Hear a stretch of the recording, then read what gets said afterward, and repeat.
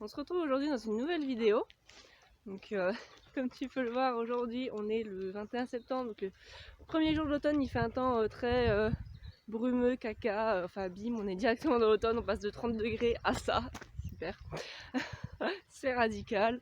Je sais pas quand je posterai cette vidéo, parce que ça peut être dans un an, dans 6 mois, comme demain matin dans 2 semaines. Voilà. En compagnie du petit chien que voici. Je sais pas si tu vas le voir, parce que je suis... Oui, voilà, ça va.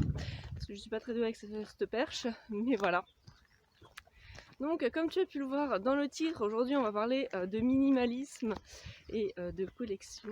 Voilà, c'est un peu atypique comme sujet, c'est un peu paradoxal, c'est un peu une oxymore. C'est pas grave. Et du coup, pour commencer depuis le début, ça fait quelques années que je m'intéresse à ce style de vie minimaliste. Je fais attention à pas marcher à la crotte de chien parce que ça vient derrière. Voilà. Donc ça fait plusieurs années que je m'intéresse à ce style de vie minimaliste qui m'a amené à faire du tri. Là je suis en train de faire un challenge qui est le Mince Game qu'a proposé de faire Vicky de la chaîne Vivre avec moi, qui est une super chaîne et je pense que tu vas la connaître. Voilà. Sinon je mettrai le lien en barre d'infos si j'y pense, si j'y pense pas. N'oublie pas de me le dire dans les commentaires parce que ça m'arrive très souvent. Voilà. Et en fait, donc ça fait quelques années que je m'intéresse au minimalisme. Et la raison principale pour laquelle je me définis pas comme une personne minimaliste, on va dire ça comme ça, c'est ma petite collection de tapis. Si j'en trouve, je te mettrai des images tout de suite.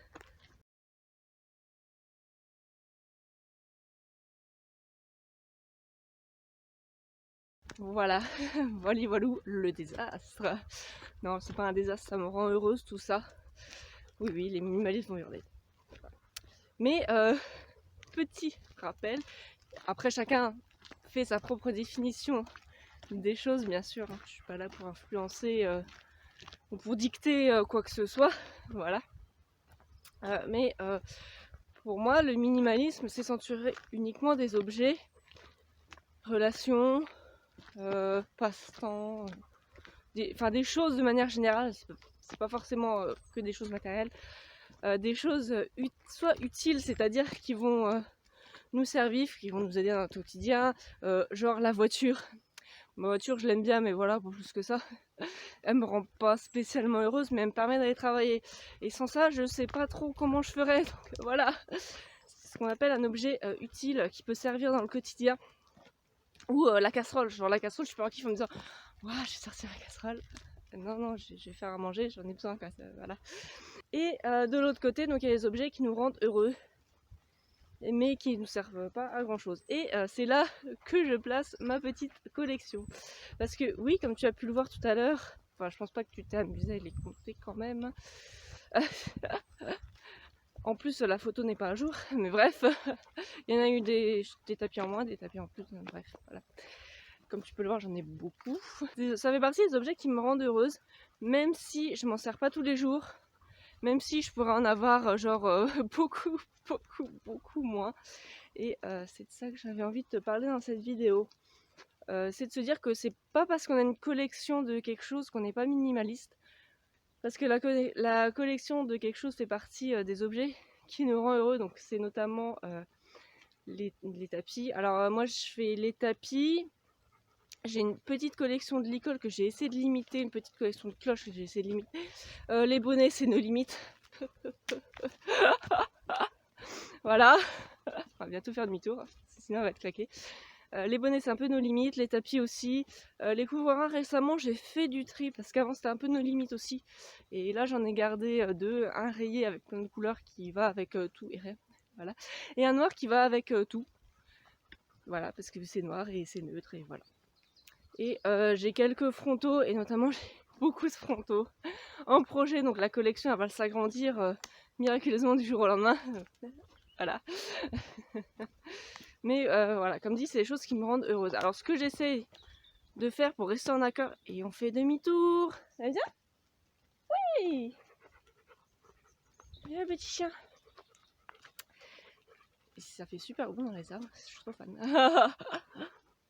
Et ce que j'essaie de faire pour rester en accord avec à ces valeurs minimalistes. Bon, j'essaie de faire du tri régulier, c'est un peu le principe. Voilà.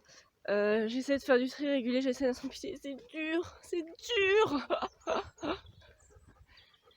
Et j'essaye aussi du coup de faire tourner mes tapis, donc ce que je fais avec les tapis, bonnets et j'ai oublié les bandes. Et ce que j'essaye de faire, donc j'essaie de les faire tourner, j'essaie d'en utiliser 3-4 tous les mois et tous les mois les changer, comme ça ils servent toujours. Comme ça je suis pas là en train de me dire ouais bah ce tapis je l'adore mais ça fait 3 ans que je l'ai pas mis. Donc en général ils tournent comme ça me permet de qu'ils servent tous. Et en même temps ça me rend heureuse parce que du coup il y a toujours la fin de mois où je choisis ceux du mois suivant ou le début de mois, etc. Donc si je suis en retard ou pas, voilà, je suis pas trop stricte. Voilà.